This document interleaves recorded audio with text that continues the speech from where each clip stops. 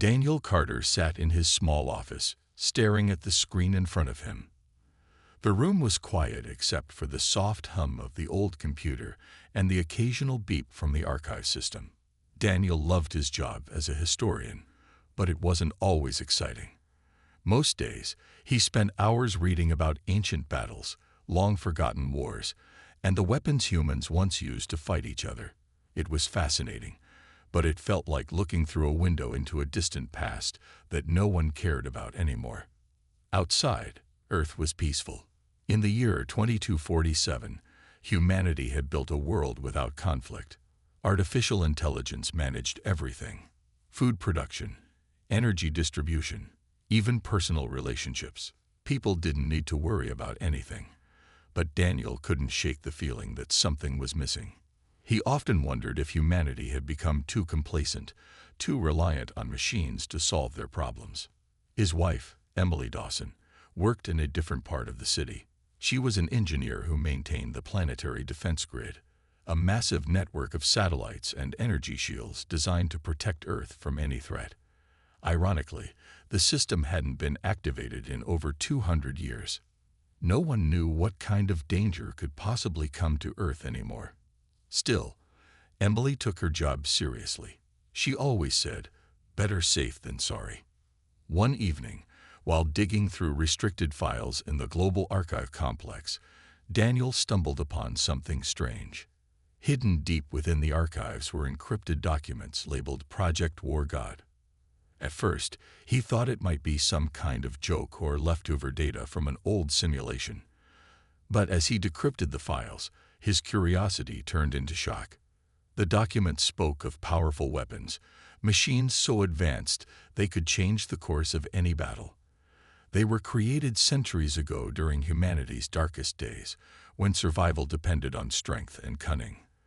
According to the files, these weapons were sealed away after humanity decided to abandon war forever. But there was more. Some sections hinted at an alien race called the Krillith.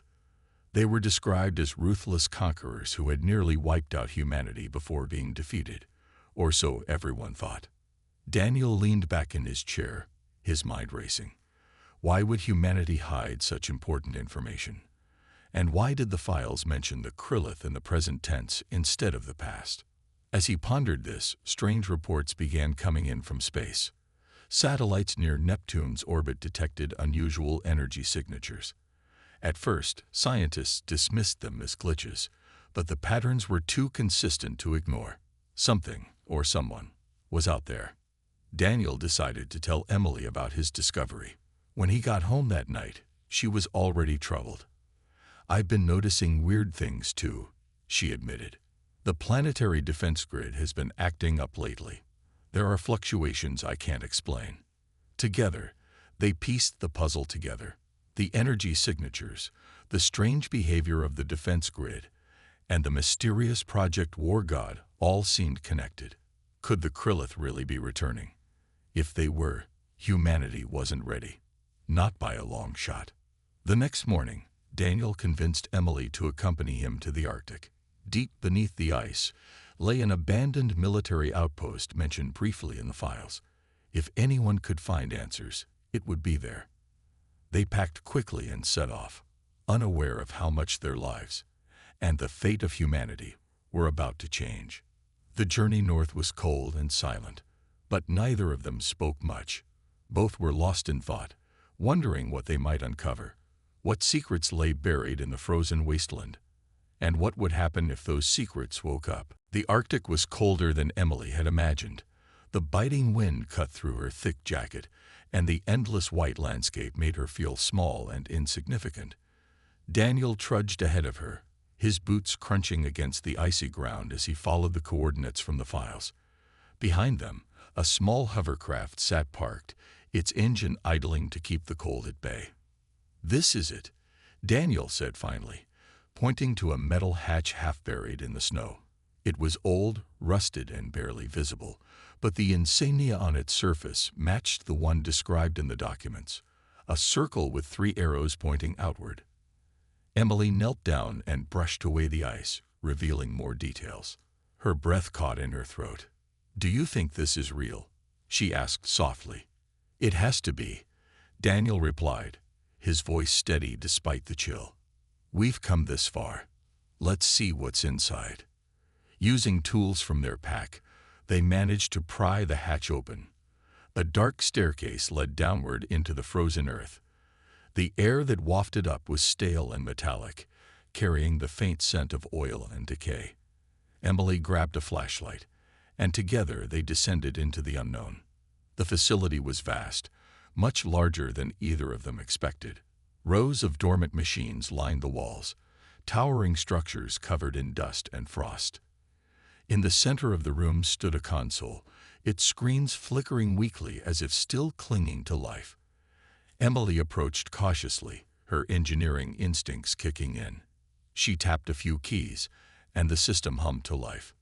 What is all this? She whispered, her eyes scanning the displays. Daniel moved closer, studying the information scrolling across the screens.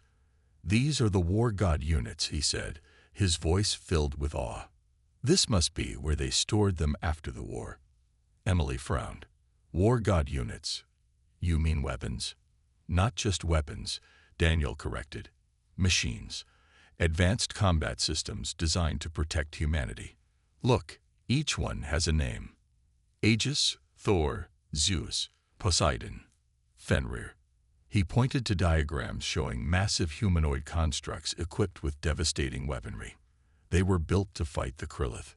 Before Emily could respond, the ground trembled slightly. Alarms blared somewhere above them, echoing through the facility. Startled, they turned toward the staircase. Something was happening outside. Back at the Planetary Defense Grid headquarters, Ryan Mitchell was growing increasingly worried. As Emily's colleague, he had noticed the same irregularities she mentioned earlier, but now things were escalating. Sensors detected movement near Neptune's orbit, faster and more deliberate than before. Whatever was out there wasn't natural. Ryan tried contacting Emily, but her comlink went straight to voicemail. Frustrated, he called Daniel instead, only to get the same result. Where are you two? He muttered under his breath. Meanwhile, back in the Arctic, Daniel and Emily hurried to investigate the source of the tremor. They climbed back into the hovercraft and sped toward the edge of the glacier. What they saw made their blood run cold. A massive object hovered above the horizon, glowing faintly against the darkening sky. It wasn't human-made. Its shape was jagged and alien, pulsating with an eerie blue light. Smaller ships detached from it, descending toward Earth like insects swarming a target. Oh no, Emily breathed. It's starting. Daniel clenched his fists. We need to warn everyone, and we need to reactivate those machines. But how? Emily asked, panic creeping into her voice. Even if we figure out how to power them up, we don't know how to use them. We'll learn, Daniel said firmly. We don't have a choice. As they raced back to the facility, Ryan finally received a transmission, not from Daniel or Emily, but from Earth's orbital satellites. The message was clear. The Krillith had returned. Their ships were heading straight for major cities, and the planetary defense grid was failing to respond effectively. Ryan knew what he had to do. He patched into global communications and broadcast an emergency alert. This is Ryan Mitchell, he announced, his voice shaking but determined. Earth is under attack. Repeat, Earth is under attack. We need every available resource to counter this threat. By the time Daniel and Emily reached the control console again, the facility was alive with activity. Backup systems kicked in, powering up the dormant War God units one by one. Emily worked furiously, trying to decipher the startup protocols, while Daniel coordinated with Ryan over the comlink. We're ready, Emily said finally, exhaustion evident in her tone. But we'll need pilots. I'll handle that, Ryan replied. Just make sure those machines are operational. A's atmosphere. Humanity braced itself for a battle unlike anything it had faced in centuries. Deep within the Arctic facility, Daniel and Emily prepared to awaken the sleeping Titans and hope they could save the world. As the first wave of Krillith ships entered Earth, the first attack came without warning.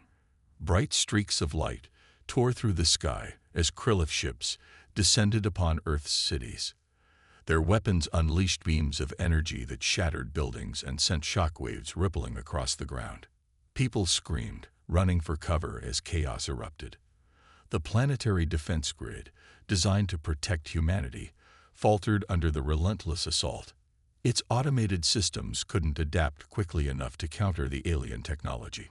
In the Arctic facility, Emily Dawson stood frozen for a moment, watching footage of the destruction on a monitor. Her heart pounded in her chest. "They're here," she whispered, her voice trembling. "We have to do something." Daniel Carter placed a hand on her shoulder. "We will," he said firmly. "We've got no other choice."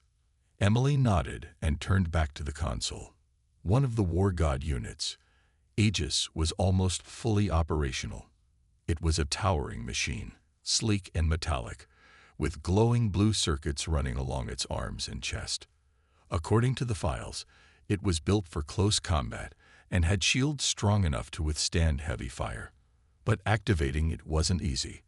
The startup sequence required precise inputs, and even then, someone had to pilot it remotely. "I'll handle the controls," Emily said, taking a deep breath.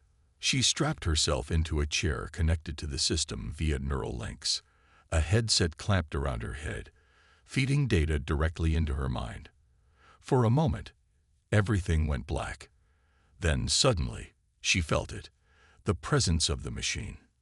It was like stepping into another body, one far stronger and more powerful than her own. Outside, the Krillith forces advanced. Dozens of their ships hovered over major cities, raining down destruction. Emergency broadcasts flooded the airwaves, pleading for help. Humanity was unprepared, defenseless against this sudden invasion. "Emily, you ready?" Daniel asked, his voice tense. "As ready as I'll ever be," she replied. With a flick of her fingers, Aegis roared to life. The massive machine stepped out of the facility, its footsteps shaking the ground.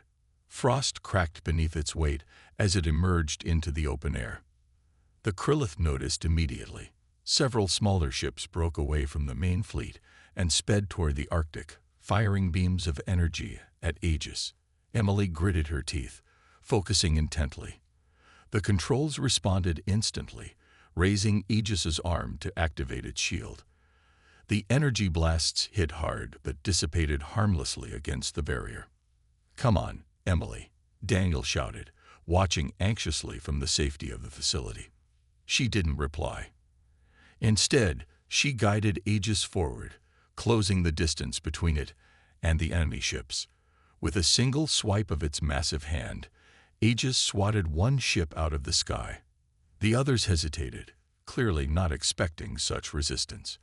Emily seized the opportunity, unleashing a barrage of missiles stored within Aegis's shoulders.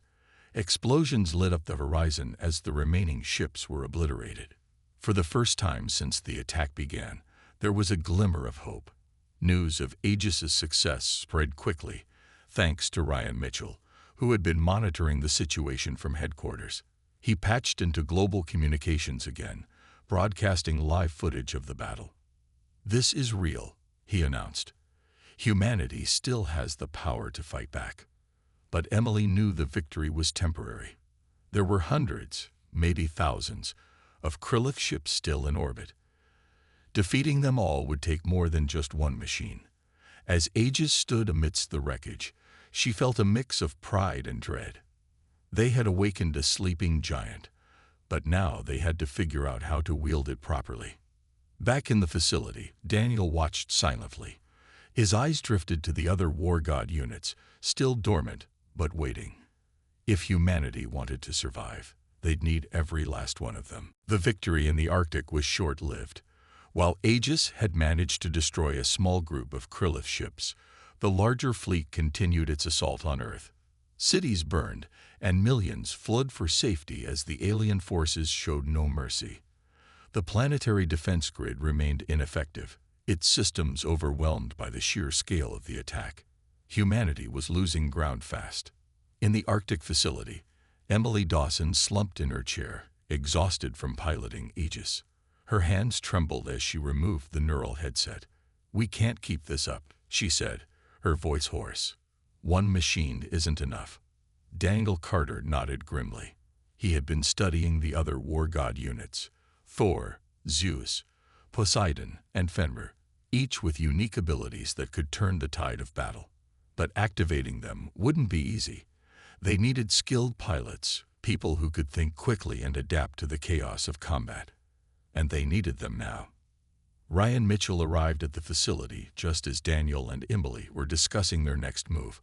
His face was pale, his usual calm demeanor replaced by worry. "The Krillith are targeting critical infrastructure," he said urgently. "If we lose power grids or communication hubs, we'll be completely cut off." "We know," Emily replied. "That's why we need to get those other machines online.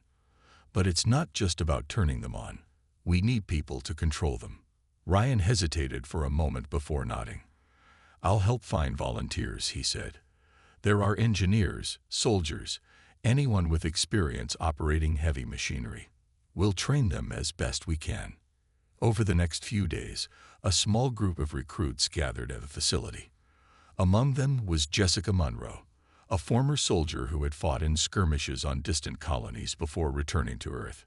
She was tough, resourceful, and unafraid to take risks. Another volunteer was Alex Reed, a young engineer who had worked alongside Ryan maintaining satellites. Though inexperienced in combat, his technical knowledge made him invaluable. Training wasn't easy. Each war god unit required a different approach. Thor specialized in long-range attacks, wielding energy hammers capable of smashing through enemy defenses. Zeus controlled storms, generating lightning strikes that could disable entire fleets. Poseidon manipulated water, creating tidal waves and freezing enemies in place. Fenrir, the most unpredictable, relied on speed and ferocity, tearing through opponents with razor-sharp claws. Emily took charge of the training, guiding the recruits through simulations. At first, progress was slow. Piloting these machines was unlike anything they'd ever done before. It took hours of practice just to move them properly. Jessica struggled with Poseidon's fluid movements, while Alex found Zeus's storm powers difficult to control. But slowly they began to improve.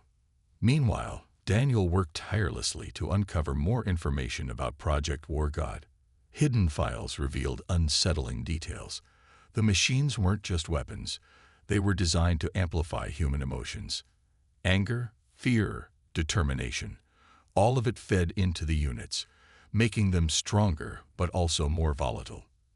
If the pilots lost control, the consequences could be catastrophic. As the team prepared for the next battle, tensions rose. Supplies were running low, and news from outside grew worse. The Krillith had launched another wave of attacks, this time targeting the moon-based communication hubs. Without those, Earth would be isolated, unable to coordinate any kind of defense. "We're running out of time," Daniel said during a meeting. "If we don't act soon, we won't have a chance." Emily looked at the recruits, their faces tired but determined. "Then we fight," she said firmly. "Together." The decision was made. All 5 war god units would be deployed simultaneously. It was risky, but they had no other option. As the team suited up and prepared for battle, Daniel felt a mix of hope and dread. Humanity's survival depended on these machines, and the people brave enough to pilot them. The deployment of all 5 war god units began under the cover of darkness. The Arctic facility buzzed with nervous energy as Emily, Jessica, Alex, and 2 other recruits prepared to pilot the machines. Each person carried a mix of fear and determination, knowing that the fate of humanity rested on their shoulders. Daniel stood nearby, offering last-minute advice and encouragement. His voice was calm but firm. "Remember, these machines respond to your emotions. Stay focused. Stay strong." As the war god units roared to life, the ground shook violently. Frost cracked and snow swirled around the massive constructs as they stepped out into the open air. Aegis led the group, its glowing blue circuits casting an eerie light across the icy landscape. Thor followed close behind, its hammer crackling with energy. Zeus's frame shimmered with electricity, while Poseidon's arms rippled like liquid metal. Bringing up the rear was Fenrir, sleek and menacing, its claws gleaming in the dim light. Above them, the Krillith fleet loomed larger than ever. Dozens of ships descended, their weapons charging for another devastating attack. But this time, humanity wasn't defenseless. Emily guided Aegis forward, shielding the others as they formed a line. "Stay together," she instructed over the comlink. "We're stronger as a team." The battle erupted instantly. Bright beams of alien energy lashed out, striking the war god unit's shields. Emily gritted her teeth, focusing on maintaining Aegis's barrier. Beside her, Jessica commanded Poseidon, raising walls of ice to block incoming fire. Alex struggled at first with Zeus's storm powers, but he soon found his rhythm, unleashing bolts of lightning that tore through enemy ships.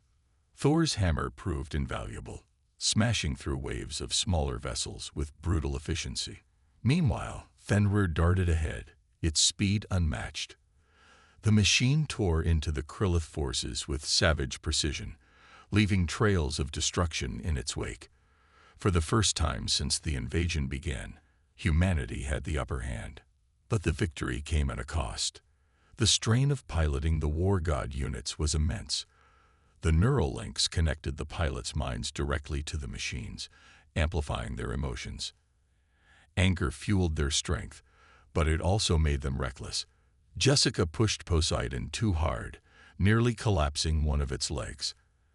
Alex's hands trembled as he fought to control Zeus's overwhelming power. Back at the facility, Daniel monitored the battle from a safe distance. He watched as the war god units worked together, their combined might driving the Krillith back. But he couldn't shake the feeling that something was wrong. The Krillith leader hadn't shown itself yet. Why were they holding back? His fears were confirmed when a massive ship emerged from the fleet, a vessel far larger than any they'd seen before. Its surface shimmered with strange patterns, and its core glowed with an unnatural light. This was no ordinary warship. It was the Krillith mothership, the heart of their invasion force. "We've got trouble," Ryan warned over the comlink. "That thing's readings are off the charts. If it fires, it could wipe out half the planet." Emily's voice remained steady despite the growing tension. "Then we hit it first.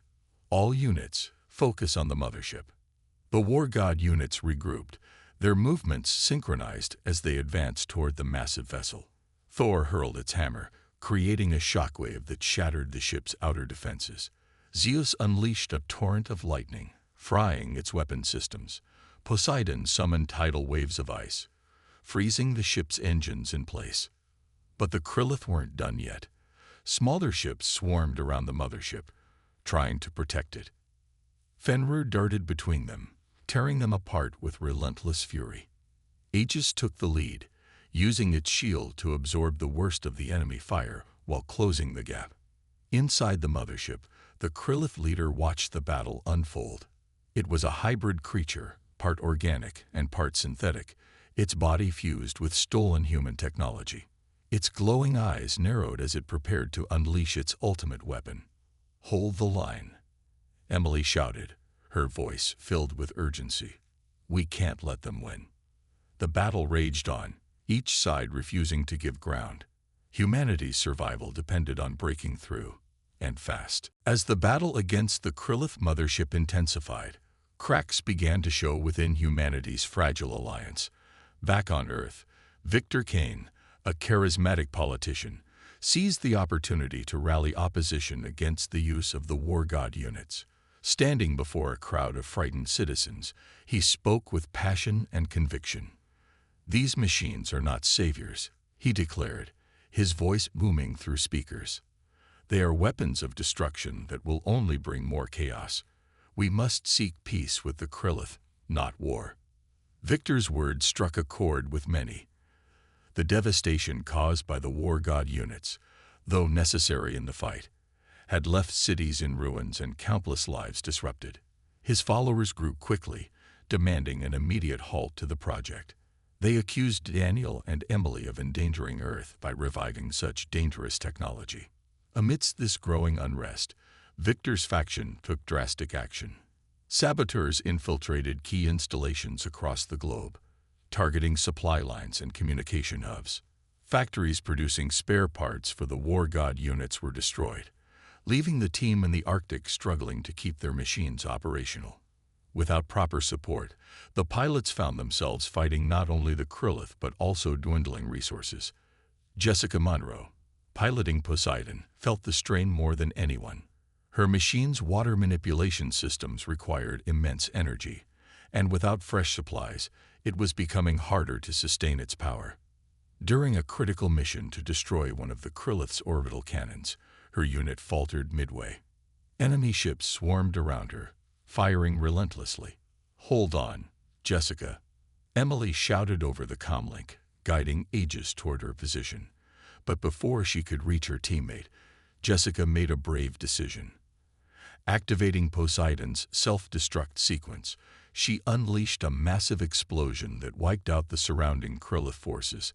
The blast shook the battlefield, buying precious time for the others, but at a terrible cost. When the smoke cleared, silence fell over the comlink. "She's gone," Alex whispered, his voice heavy with grief. No one spoke for a moment, the weight of Jessica's sacrifice sinking in. She had given everything to protect the team and ensure their survival. Back in the Arctic facility, Daniel struggled to keep morale high. He knew Victor's betrayal was weakening humanity's resolve, but giving up wasn't an option. Gathering what remained of their allies, he delivered a heartfelt speech. "We've lost so much already," he said, his voice steady despite the pain in his eyes. "But we can't let fear divide us now. If we stop fighting, the Krillith will win, and they won't show mercy." His words reignited hope among the survivors. Ryan Mitchell worked tirelessly to repair damaged equipment, while engineers scrambled to jury-rig solutions using whatever materials they could find. Together, they devised a desperate plan: infiltrate the Krillith mothership and disable its central command hub. It was risky, but it was the only way to end the war. The mission would require every War God unit working in perfect harmony. Emily led the charge aboard Aegis, flanked by Thor, Zeus, Poseidon, and Fenrir. As they approached the massive vessel, enemy ships closed in from all sides. Lightning flashed, ice walls rose, and hammers crashed as the machines fought their way forward. Inside the mothership, the environment was alien and hostile. Strange corridors twisted like organic veins, pulsating with eerie light. The team split up to cover more ground, each pilot guided by instincts honed through hours of training. Despite their determination, the odds were stacked against them. Traps and ambushes slowed their progress, testing their limits. Finally, Emily reached the core chamber, where the Krillith leader awaited. It was a grotesque hybrid of flesh and metal, its glowing eyes filled with malice. "You cannot stop us," it hissed, its voice echoing unnaturally. Emily didn't reply. Instead, she focused all her strength into Aegis, preparing for the final confrontation. Humanity's fate rested on her shoulders, and those of her teammates. Whatever happened next, they would face it together. The final confrontation in the Krillith mothership was chaos. Emily guided Aegis into the core chamber, her heart pounding as she faced the alien leader.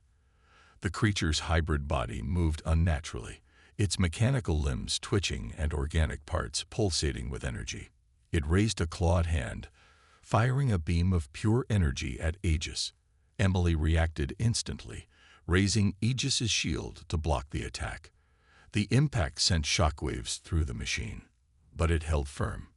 "You're done," Emily said through gritted teeth, her voice steady despite the fear coursing through her veins. She charged forward, Aegis moving with surprising speed for its size. The two clashed in a flurry of blows, Aegis's fists slamming against the Krillith leader's armored frame, while its claws slashed dangerously close to the machine's core systems. Outside the chamber, the other War God units fought desperately to hold off waves of Krillith reinforcements. Thor smashed through walls, creating barriers to slow down enemies. Zeus unleashed storms of lightning, frying anything that came too close. Fenrir darted through the corridors, tearing apart smaller drones. Alex struggled to keep Poseidon operational, its ice-based weapons faltering under heavy fire. "We're not going to last much longer," he shouted over the comlink. "Just a little longer," Emily replied, her focus entirely on the battle before her. Inside the chamber, the Krillith leader began to glow brighter, its power surging. Realizing it was preparing a devastating attack, Emily made a split-second decision. She activated Aegis's self-destruct sequence, knowing it was the only way to destroy the alien leader and disable the mothership's core. "Emily, no," Daniel cried from the facility below, watching the battle unfold through surveillance feeds. Back on Earth, Ryan and the remaining team members held their breath, helpless to intervene. "I'm sorry," Emily whispered, her voice trembling but resolute. She locked eyes with the Krillith leader one last time before triggering the explosion. A blinding flash filled the chamber, followed by a deafening roar as Aegis and the core were obliterated. The shockwave rippled through the entire mothership, causing it to collapse inward. As the massive vessel exploded in space, the surviving war god units retreated, battered but victorious. The Krillith fleet scattered, leaderless, and disorganized. Humanity had won, but at a great cost. Back on Earth, the aftermath was bittersweet. Victor Kane's faction dissolved after the victory, their arguments silenced by the undeniable fact that humanity owed its survival to the war god units. Daniel exposed Victor's sabotage, leading to his arrest and restoring faith in the project. But the celebration felt hollow without Emily. In the weeks that followed, the surviving war god units were decommissioned and placed under strict safeguards. They would never be used again unless absolutely necessary. Humanity vowed to remember the lessons learned. Peace was precious, but so was preparedness. Standing beneath the stars one night, Daniel reflected on everything that had happened. He thought about Emily's bravery, Jessica's sacrifice, and the countless others who had given their lives to protect Earth. Humanity had been pushed to the brink, forced to awaken its sleeping war gods. Now it was up to them to ensure such power was never misused. As he gazed at the sky, Daniel whispered softly, "Thank you, Emily." Then he turned and walked away, ready to face whatever challenges lay ahead.